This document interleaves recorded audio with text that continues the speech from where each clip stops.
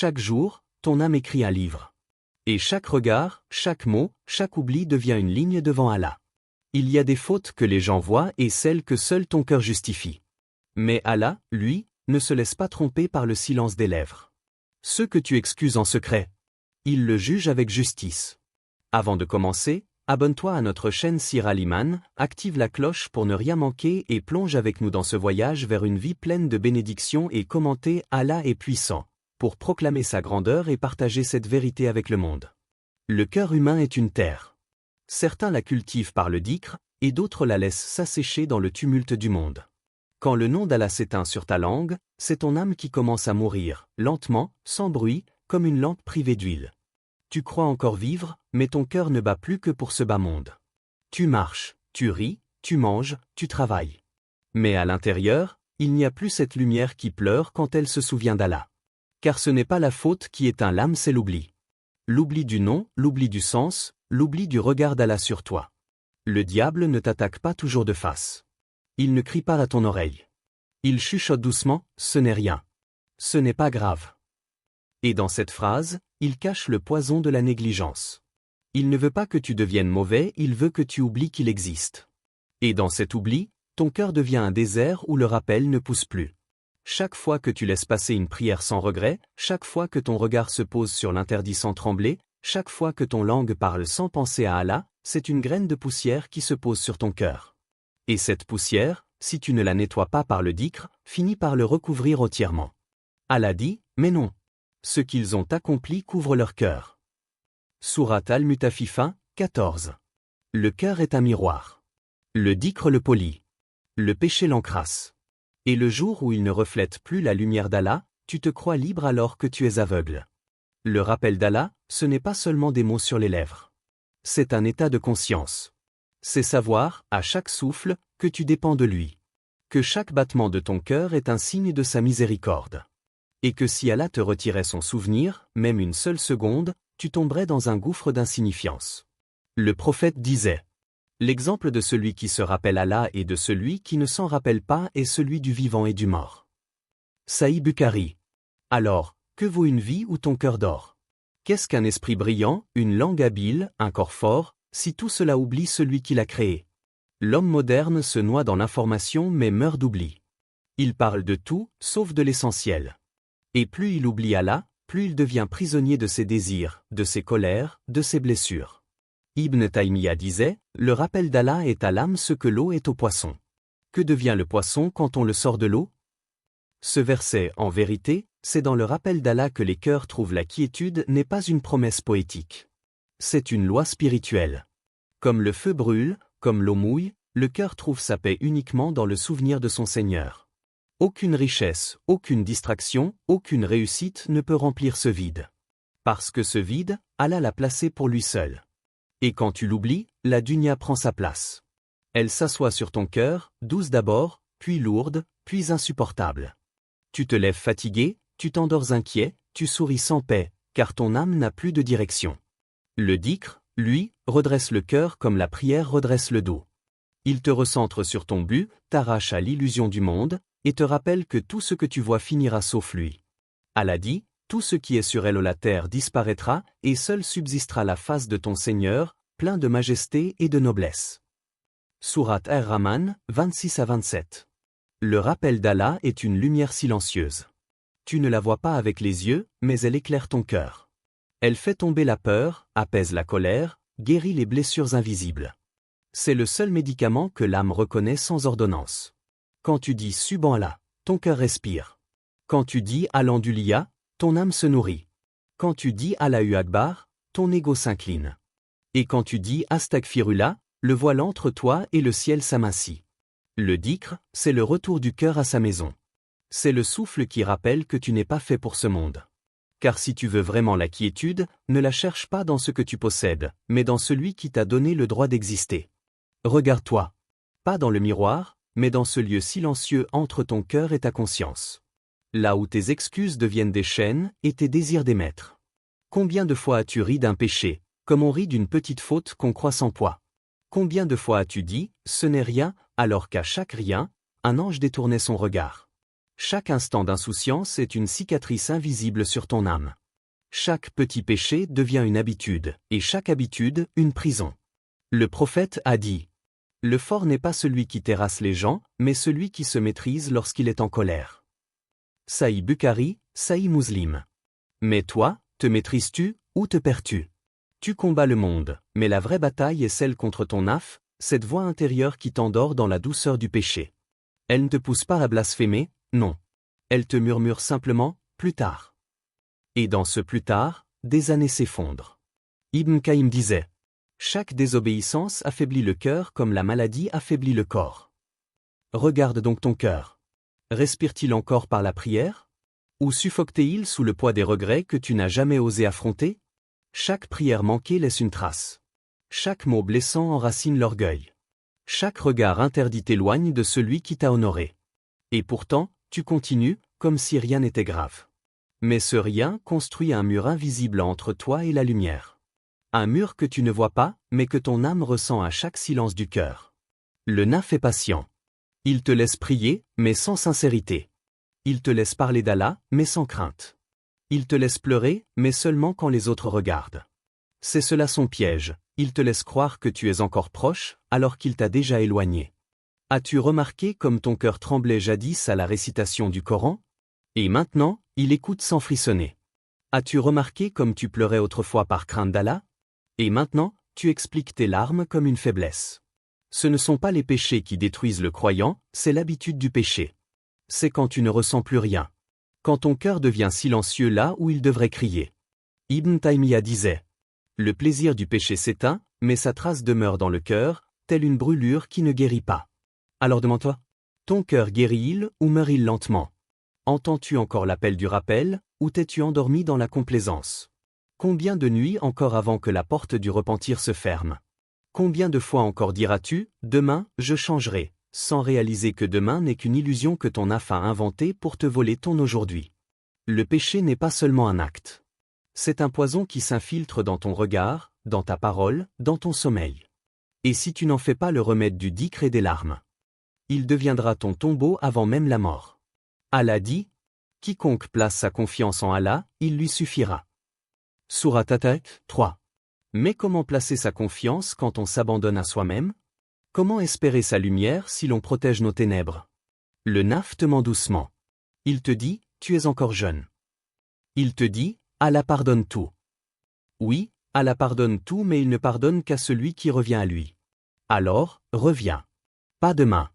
Pas quand tu seras prêt. Maintenant. Parce qu'un jour, ton cœur cessera d'entendre l'appel, et ce jour-là, tu croiras encore vivre, mais ton âme sera déjà éteinte. Umar ibn al-Khattab disait: juge-toi avant d'être jugé. Pèse-toi avant d'être pesé. Ces mots résonnaient comme une lame dans le cœur des compagnons. Ils vivaient chaque jour comme s'il pouvait être le dernier. Non par peur de mourir, mais par crainte de comparaître devant Allah sans avoir purifié leur âme. Les pieux prédécesseurs ne craignaient pas leurs ennemis, ils craignaient leurs propres intentions. Ils savaient que la plus grande défaite n'est pas celle du corps, mais celle du cœur qui se laisse tromper par ses propres justifications. On rapporte qu'Oumar, dans ses nuits de califat, parcourait les rues de Médine. Il portait la lourde responsabilité de la justice, mais il marchait seul, l'âme penchée sous le poids du destin.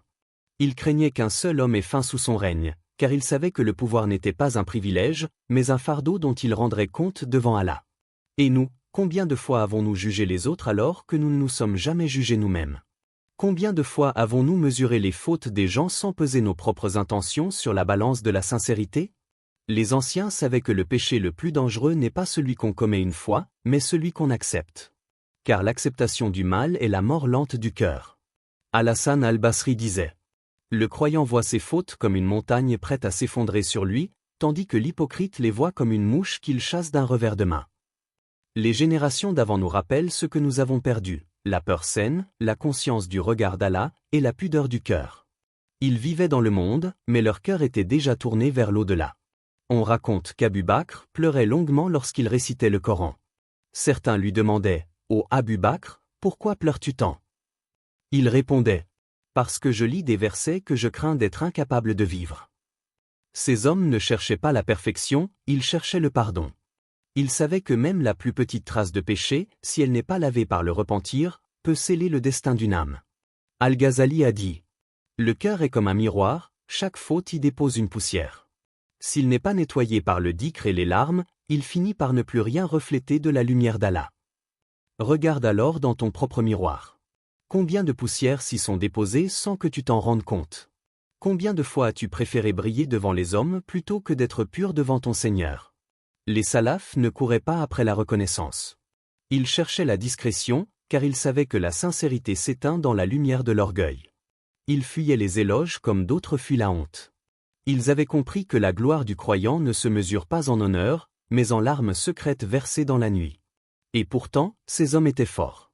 Leur puissance ne venait ni de leurs armées ni de leurs richesses, mais de leur soumission totale à Allah. Ils se tenaient droit dans les batailles, mais leur cœur se brisait à la simple idée d'avoir déçu leur Seigneur. Le prophète leur avait enseigné: celui qui croit en Allah et au jour dernier, qu'il dise du bien ou qu'il se taise. Sahih Bukhari. Et ils avaient fait de ce hadith un mode de vie. Leur silence valait plus que nos discours. Leur humilité parlait plus fort que nos sermons. Ils savaient que la vraie victoire ne se gagne pas sur les champs de guerre, mais dans la solitude du cœur, là où l'homme choisit entre l'ego et la soumission. Alors, regarde autour de toi. Les visages changent, mais les âmes se ressemblent. Les mêmes épreuves reviennent, les mêmes illusions séduisent. Mais rares sont ceux qui, comme eux, s'arrêtent un instant pour se juger avant d'être jugés. Leur foi était un miroir. Et dans ce miroir, ils voyaient leurs fautes, leurs faiblesses, leurs mensonges. C'est ce regard-là lucide, brûlant, sincère qui faisait d'eux des géants, même dans la poussière. Ô âme insoumise, toi qui erres dans le tumulte des jours et des nuits, entends le murmure que ton cœur cherche à ignorer. Tu tentes de remplir ton vide par les bruits du monde, par le confort éphémère que t'offrent les possessions, les plaisirs, les distractions. Mais chaque rire qui t'échappe, chaque regard que tu détournes, te ramène à cette vérité silencieuse. La paix que tu poursuis n'est pas ici, parmi les illusions. Elle réside dans le repentir, dans la reconnaissance de tes faiblesses et de tes erreurs, dans l'humilité face à celui qui connaît ton cœur mieux que toi-même.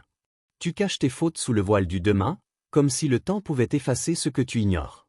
Mais le demain n'appartient à personne, il n'est que l'étoffe fragile que tisse Allah pour tester ton courage et ta sincérité. Chaque instant que tu repousses le retour vers lui, tu t'éloignes de la lumière qui guérit les âmes brisées. Combien de fois as-tu feint l'oubli pour calmer ta conscience, croyant que la fuite pouvait être un remède? Mais la conscience est un écho éternel, elle n'accepte aucun silence, elle te rappelle toujours à tes responsabilités. Ô toi qui es pris dans l'orgueil de tes ambitions, sais-tu que la véritable grandeur ne se mesure pas par le pouvoir sur les hommes, ni par les richesses amassées, mais par la maîtrise de ton âme, par la capacité de t'incliner humblement devant la vérité, même quand elle est inconfortable? L'âme insoumise se débat, cherche à dominer le monde, mais la paix reste inaccessible tant qu'elle n'a pas accepté sa fragilité et sa dépendance envers celui qui détient tout. Le repentir est une clé que beaucoup redoutent de tourner. Il exige courage et vulnérabilité. Il te demande de reconnaître tes fautes, même celles que tu considères petites ou insignifiantes, car chaque péché, même discret, laisse une cicatrice dans ton cœur. Le voile du demain que tu tisses sert seulement à masquer ces cicatrices, mais il ne les guérit pas. Et tant que ces marques demeurent, ton cœur demeure comme un jardin laissé à l'abandon, sec, stérile, incapable de fleurir sous la lumière. Écoute le souffle de ton cœur, ce murmure intime que le tumulte du monde tente d'étouffer. Chaque battement est un rappel, une invitation à revenir à toi-même, à revenir à Allah. Quiconque place sa confiance en Allah, il lui suffira. Ces mots ne sont pas simplement des promesses, ils sont une certitude profonde, un refuge dans lequel ton âme peut se reposer. La confiance en Allah n'est pas passive, elle est un acte de foi, un choix conscient de déposer le fardeau de tes inquiétudes entre les mains du Créateur. Imagine un instant ton cœur comme un miroir terni par les ombres du passé. Chaque péché, chaque regret, chaque rancune est une tache qui empêche la lumière de se refléter pleinement. Mais avec le repentir et la sincérité, ces taches peuvent disparaître. L'âme retrouve alors sa clarté. Et ce reflet lumineux devient une source d'inspiration, non seulement pour toi, mais pour ceux qui croisent ton chemin. Car la lumière d'une âme purifiée rayonne bien au-delà de soi, elle touche, influence et élève. Et pourtant, l'appel au repentir n'est jamais une punition, mais un amour silencieux et constant qui t'invite à te reconnecter à ce qui est essentiel.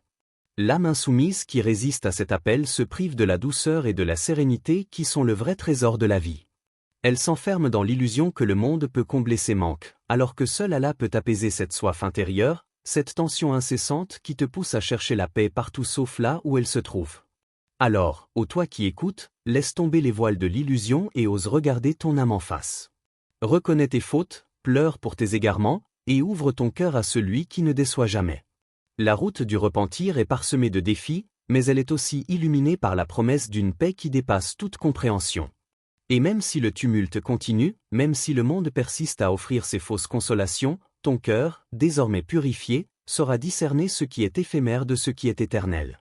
Car au bout du chemin de l'introspection, de la vulnérabilité et du retour sincère à Allah, il ne reste qu'une vérité simple et profonde. La paix véritable n'est pas dans le confort, ni dans le pouvoir, ni dans le regard des autres. Elle est dans la reconnexion avec la source, dans la sincérité de ton âme et dans la confiance inébranlable que tout ce que tu as perdu ou craint, Allah le remplacera par ce qui est meilleur. Le prophète a dit, « Le fort n'est pas celui qui terrasse les gens, mais celui qui se maîtrise lorsqu'il est en colère. » Sahih Bukhari, Muslim. Ces paroles ne sont pas seulement des mots suspendus dans le temps, elles sont un appel puissant à l'introspection. Elles invitent l'homme à regarder en lui-même, à reconnaître les feux qui brûlent son âme et à ne pas se laisser consumer par eux. La force que le monde admire, le pouvoir, la domination, la violence n'est qu'une illusion, un éclat superficiel qui s'éteint dès qu'il rencontre un vrai défi intérieur. La véritable force, celle qui élève, est celle qui se tient ferme dans le silence, celle qui choisit la maîtrise plutôt que la destruction. Regarde ton ego, cette flamme invisible qui s'allume chaque fois que tu te sens menacé, offensé ou frustré. Il se nourrit de la colère, de l'orgueil et de la vanité.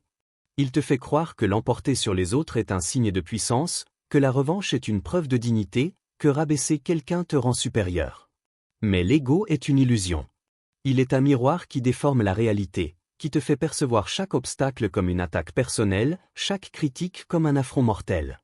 Tant que tu te laisses guider par cette flamme, tu marches sur un chemin de destruction silencieuse, où l'âme s'érode, où la paix devient impossible. La maîtrise de soi n'est pas une simple discipline, elle est une révolution intérieure. Elle demande de regarder ta colère non pas comme un ennemi extérieur, mais comme un signal. Elle te montre où ton ego règne, où ton cœur est vulnérable, où la patience et l'humilité doivent naître. Chaque fois que tu choisis de ne pas céder à l'explosion de tes émotions, tu plantes une graine de liberté. Et chaque graine, même la plus petite, a le pouvoir de transformer l'esprit et d'ouvrir la voie à une conscience plus élevée. L'orgueil, cette braise insidieuse, est souvent plus dangereux que la colère. Il se glisse dans tes pensées, te fait oublier que tout ce que tu possèdes, tout ce que tu es, vient d'Allah. Il t'éloigne de la gratitude et te pousse à la comparaison, à l'envie, à l'arrogance silencieuse. Éteindre cette flamme ne signifie pas renoncer à tes capacités, mais reconnaître leur source et les utiliser avec humilité. C'est dire, mon cœur n'appartient pas à mon ego, il appartient à Allah. Et dans cette soumission volontaire, tu découvres une force que le monde ne peut comprendre, un calme que la fureur ne peut briser. Imagine la conscience comme un phare dans la nuit. Chaque acte de maîtrise de soi, chaque moment où tu refuses la vengeance ou l'orgueil, allume une lumière dans ce phare. Plus tu pratiques cette vigilance, plus la lumière devient intense, éclairant non seulement ton chemin mais aussi celui de ceux qui te suivent, consciemment ou non. La maîtrise de soi n'est pas un exploit spectaculaire, elle est silencieuse, subtile, mais infiniment puissante. Elle transforme la faiblesse apparente en véritable grandeur, l'humiliation potentielle en dignité durable, le chaos intérieur en sérénité rayonnante. Et pourtant, ce chemin de conscience est semé d'embûches. Le monde pousse à l'instantanéité, à la réaction immédiate, à la satisfaction rapide des désirs et des ressentiments. Il célèbre le conflit, glorifie l'impulsivité et méprise la patience. Mais celui qui choisit la maîtrise de soi, qui choisit de se dresser contre l'ego et la colère, se place hors de cette spirale destructrice. Il devient un témoin attentif de ses pensées, un gardien vigilant de son cœur, un artisan de sa paix intérieure. Dire assez n'est pas un acte de faiblesse, c'est un acte de courage absolu. C'est refuser de laisser la colère, la rancune ou l'orgueil dicter tes choix. C'est reconnaître que ton cœur a une appartenance supérieure, qu'il n'est pas la proie des passions mais le sanctuaire de la foi. C'est cette appartenance qui transforme chaque regard sévère, chaque parole blessante, chaque injustice ressentie en une occasion de patience et de maîtrise, en une marche vers l'éveil spirituel. Le fort n'est pas celui qui domine par la force, mais celui qui se domine lui-même. Et ce chemin n'a pas de fin visible. Chaque jour, chaque interaction, chaque pensée devient un test. Un rappel que la conscience ne se conquiert jamais définitivement, mais se cultive sans relâche. Chaque victoire sur soi-même est une victoire invisible mais éternelle. Chaque fois que tu choisis Allah plutôt que ton ego, tu bâtis une forteresse intérieure que le monde ne peut jamais détruire. Alors, que restera-t-il de tes paroles au jour du jugement? As-tu dompté ton ego ou est-ce lui qui te domine? Si Allah t'appelait aujourd'hui, que trouverait-il dans ton cœur? Ce n'est pas la grandeur de ton péché qui t'éloigne d'Allah, mais la petitesse de ton regret. Reviens à lui, avant que ton cœur n'apprenne à ne plus trembler. Partage ta réponse dans les commentaires et n'oublie pas de liker et de t'abonner à notre chaîne Sir Al Iman. Que Allah vous accorde la baraka dans chaque aspect de votre vie.